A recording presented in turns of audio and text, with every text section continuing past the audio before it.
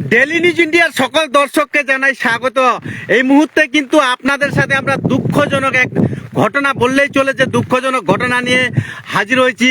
আপনাদের জানিয়ে রাখি, নিম্নচাপ নামার ফলেই কিন্তু এলাকা জুড়ে বৃষ্টি হচ্ছে। শুধু এলাকা জুড়ে না, উত্তরবঙ্গ জুড়ে কিন্তু পুরা বৃষ্টি নেমেছে। তার মধ্যেই কিন্তু এলাকায় যে সব থেকে বেশি ক্ষতি মুখে পড়তে হচ্ছে, যারা ক্ষুদ্র চাষি রয়েছে তাদেরকে সব থেকে বেশি ক্ষতির মুখে পড়তে হচ্ছে। যেমনটা চা বাগানের ক্ষেত্রেও যদি উপকৃত হয়, কিন্তু যেটা ধান ক্ষেতের ক্ষেত্রে কিন্তু ধান কিন্তু পুরো নষ্ট হয়ে যাচ্ছে। দেখতে পাচ্ছেন যে প্রবল বৃষ্টির ফলে কিন্তু ধান পড়ে গেছে, এবং এই যে কৃষক রয়েছে, কৃষক তার কিন্তু মাথায় হাত। তিনি কি করবেন, একবারে অসহায় যে কৃষক। এই প্রবল বৃষ্টির মধ্যেও তিনি ধান দেখতে এসেছেন যখন, তখন কিন্তু তার ধানের আমরা দেখানোর চেষ্টা করব যে ধান কিন্তু কয়েকদিন পরেই ধান তোলা হয়তো।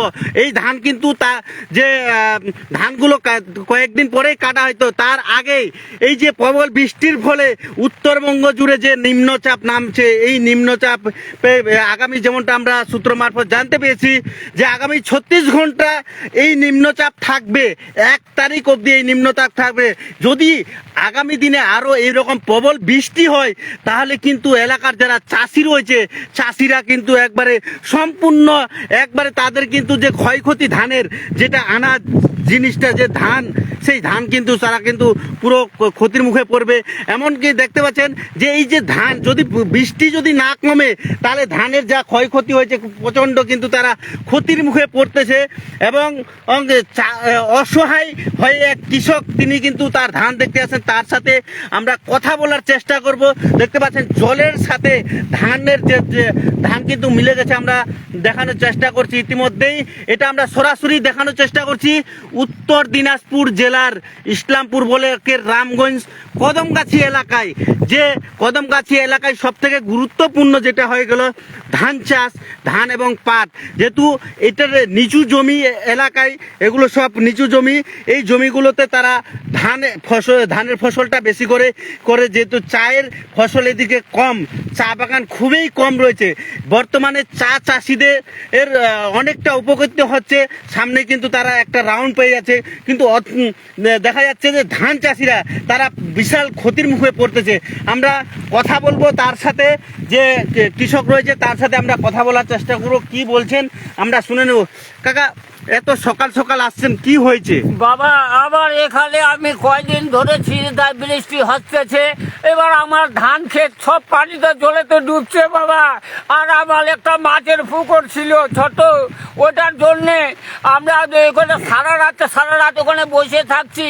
আজকে মাছ তার যা ছিল সব চলে গেল, আর আমার ধানটাও, তার কাছে ধানটাও আমার চলে গেল। এখন কি করব বাবা? এখন আমি কিন্তু ভিখারি বনে যাব, না হলে আমরা বিষ খেয়ে ফেলবো। কিন্তু বাবা, আমি করব কি? এরকম দুরুদ, আমরা গরিব মানুষ, মাত্র 1 বিঘা জমি ধান আছে, পুকুরের কাছে সব চলে গেছে কিন্তু বাবা, ডুবে গেছে। এবার এই পুকুরে পাড়া করতে সকালবেলায় আমার বউটা নিয়ে আসছে, কিন্তু গল্প মুড়ি খায়, কিন্তু এখন ধরে আমি এখানে বসে জলের মধ্যে বসে আছি। কোনো নাই ভিজে ভিজে এরকম করে অবস্থায় আমরা কাটতেছি বাবা। আমাকে তুমি একটু দয়া করো বাবা, নাহলে আমরা বিষ খেয়ে ফেলবো বাবা, বলে যাচ্ছি। কোথায় এই জায়গাটা? কোথায় জায়গাটা বাবা কদমগাছি। আমার কোন পঞ্চায়েত পড়ে? এই যে 1 নম্বর পঞ্চায়েত, রামগঞ্জ 1 নম্বর পঞ্চায়েতে। আপনি যেমনটা বললেন পুকুরের মাছ, কি পুকুরের মাছও চলে গেছে, বের হয়ে গেছে? সব বের হয়ে গেছে, সব কিছু নাই বাবা, শুধু জল আছে। এখন আমি সারা রাত থেকে আমি এখানে ওই জল পুকুরের পাড়ে আমরা একটা তিরপাল বেলায় আমরা আছি, কিন্তু থাকতে পারছি না। এখন বাড়ি চলে যাচ্ছি। ধান কিন্তু আমাদের এরকম। আপনি ছাতা নিয়ে আসেন নাই, মাথায় থালা দিয়ে আসছেন? থালা দিয়ে যাচ্ছি বাবা, ছাতাটাও নাই বাবা, আমরা থালাটা দিয়ে যাচ্ছি। তুমি দেখো বাবা কি অবস্থায় আছে। কিন্তু তুমি যদি এটা আমার উপকার না করেন, তাহলে আর আমরা বাঁচবো না, কিন্তু দুনিয়ার বুক থেকে আমি চলে যাব। কিন্তু এটা আপনাকে দয়া করে অনুরোধ করে আমরা আপনাকে প্রশাসনের কাছে কি আশ্বাস চাইছেন? প্রশাসনের কাছে কোনো আছে? আমি যে কিছু সাহায্য করব, আমার ছোট ছোট বাল বাচ্চা আমরা যে খাবো কিছু নাই, আমার জায়গা জমি নাই, পরের জমি 1 বিঘা নিচে আমরা সাল ঠিকা করে খাই, সেই ধানটা নষ্ট, এখন কি করব? সকালে 2টা মুড়ি খাইয়ে কিন্তু পুকুরের পাড়ে আমরা বসে আছি, কিন্তু বাবা ছাতা নাই, ছাতাটা বেঁধে আমরা এই থালাটা মাথায় দিচ্ছি বাবা, দেখো এই মাথা দিয়ে কিন্তু এখানে বসে আছি, এখন ফিরে বাড়ি চলে যাচ্ছি, এখন সব কিছু। এখন আপনার নাম কি? আমার নাম সমীর উদ্দিন। কতটা জমি আপনি চাষ করেছেন, ধান চাষ? 1 বিঘা হবে, বেশি হবে না বাবা।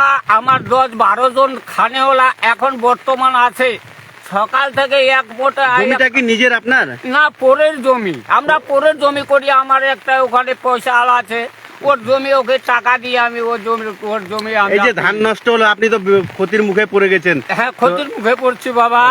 কত টাকার ক্ষয়ক্ষতি হবে আপনার? আমার ধরেন না যে আমাদের এই পুকুর নিয়ে অন্তত 60-70 হাজার টাকা আমার গেল, কিন্তু বাবা মিথ্যা বলবো না বাবা, এই বয়সতেই। আপনার নাম? আমার নাম সমীর উদ্দিন। ঠিক আছে, আমরা ইতিমধ্যেই যে এখানকার কৃষক রয়েছে তার সাথে কথা বলার চেষ্টা করি। তিনি কিন্তু অসহায়, যে তিনি যে অন্যের জমি নিয়ে কিন্তু চাষ করছিলেন, আর সেই জমির যে ধান ক্ষেত কিন্তু তারা ধান কিন্তু পুরোপুরি নষ্টর দিকে পড়ে চলেছে। দেখতে পাচ্ছেন যে তিনি এমনটাই কি আরো জানালেন যে একটা পুকুর নিয়েছিলেন, সেই পুকুরের মাছও বের হয়ে যাচ্ছে, একবারে বিঘার পর বিঘা ধান এলাকা জুড়ে কিন্তু নষ্ট হচ্ছে। শুধু এই এলাকার আর বিশেষ যেটা হলো যে পাশেই কিন্তু দলনচা নদী রয়েছে, তার পাশে এই যে জমিগুলো রয়েছে, জমিগুলো পুরো নিচু হওয়াতেই এই এলাকার ধান কিন্তু নষ্ট হয়ে যাচ্ছে। বিশেষ করে কদমগাছি এলাকার যে ধান, আমরা আরেকজনকে পেয়েছি, তার সাথে কথা বলবো যে কি বলছেন।